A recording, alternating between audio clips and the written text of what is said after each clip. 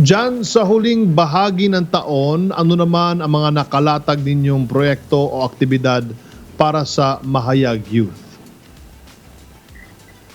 So for the Mahayag youth, um,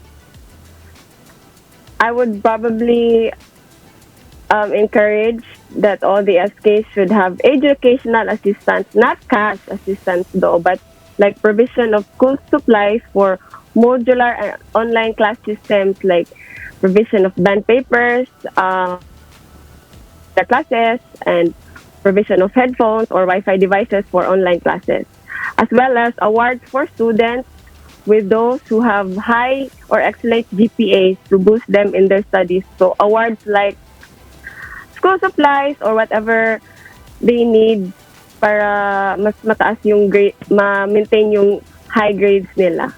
And lastly is the provision of PPEs for frontliners. So we do not know the timeline of the pandemic.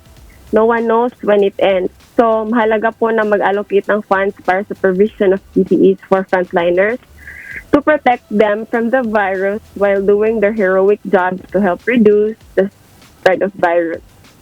It is one of our ways as youth to let them know that to let the frontliners know that we care and appreciate them and their jobs.